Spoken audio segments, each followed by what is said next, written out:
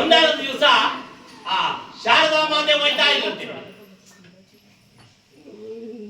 ಶಾರದಾ ಮಾತೆ ಹೋಗ್ತಿರ್ಬೇಕಾದ್ರೆ ನಾರದ ಮಹಾತ್ಮರು ಬಂದ್ರು. ಅಮ್ಮ ಶಾರದಾ ಮಾತೆ, ಎಷ್ಟು ಓದಿದ್ಯಮ್ಮ ನೀನು, ಎಷ್ಟು ಓದಿದ್ಯಮ್ಮ ಎಂದಾಗ ಅಕ್ಕ ತಿರ್ಗ ಬರ್ತೀರಾ?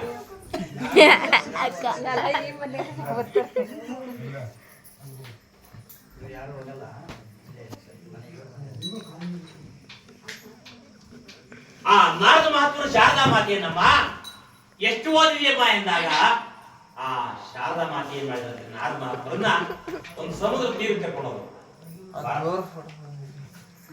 ಆ ಸಮುದ್ರದಲ್ಲಿ ಒಂದು ಬಸ್ ನೀರು ತಗೊಂಡು ಆ ನೀರು ತಗೊಂಡು ಆ ನಾರದ ಮಹಾತ್ಮರು ಹೇಳಿದಪ್ಪ, ಈ ಸಮುದ್ರದೈತಲ್ಲ ನೀರು ಅದು ಅಲ್ಲ. ಮಾತಾಡ್ರಿ ಒಂದು ಮೈ ಕೊಟ್ಬಿಡೋಣ.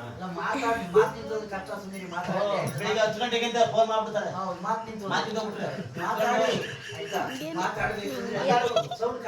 ಮಾತಾಡಿದ್ರೆ ಮಾತು ಮುತ್ತಂಗಿರ್ಬೇಕು.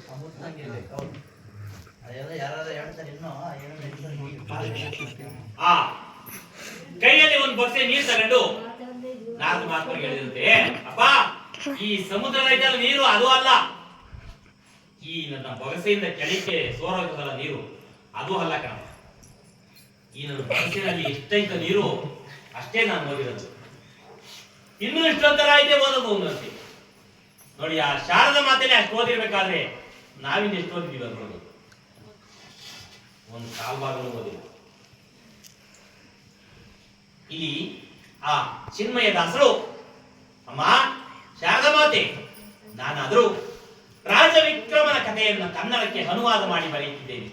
ಈ ಕಥೆಗೆ ಯಾವ ಲೋಪದೋಷವೂ ಬಾರದಂತೆ ನಮ್ಮನ್ನ ಕಾಪಾಡುವುದಾಗಿ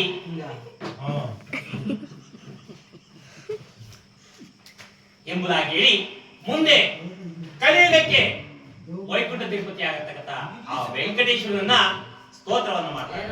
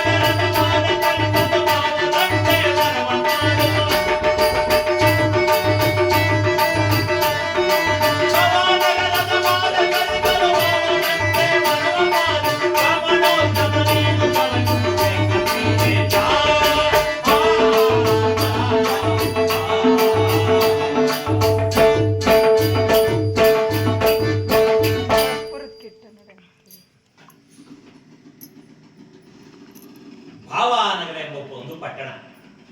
ಆ ಪಟ್ಟಣದಲ್ಲಿ ಭಾವ ಭಾವಕಿ ಎಂಬ ಇಬ್ಬರು ದಂಪತಿಗಳು ಅಂದ್ರೆ ಇನ್ನೂ ಇದ್ರು ಒಂದು ಮನೆ. ಆ ಭಾವ ಭಾವಕಿ ಎಂಬ ಇಬ್ಬರು ದಂಪತಿಗಳಿಗೆ ಸುಮಾರು ಲಗ್ನ ಆಗಿ 10-12 ವರ್ಷವಾದರೂ ಸಹ ಆ ಮಕ್ಕಳಿರಲಿಲ್ಲ. ಹೀಗೆ ಕಾಲವನ್ನು ಕಳೆಯುತ್ತಿರಬೇಕಾದ್ರೆ ಒಂದಾದ ದಿವಸ ಭಗವಂತ ಇವರ ಸತ್ಯವನ್ನ ಪರೀಕ್ಷೆ ಮಾಡೋದಕ್ಕೋಸ್ಕರವಾಗಿ ಓರ್ವ ಭಿಕ್ಷುಕನಾಗಿ ಆ ಭಾವಕಿಯರ ಮನೆಯ ಮುಂಬಾಗಿಲಿಗೆ ಬಂದು ಭವತಿ ಭಿಕ್ಷಾದೇಶಿ ಎಂಬುದಾಗಿ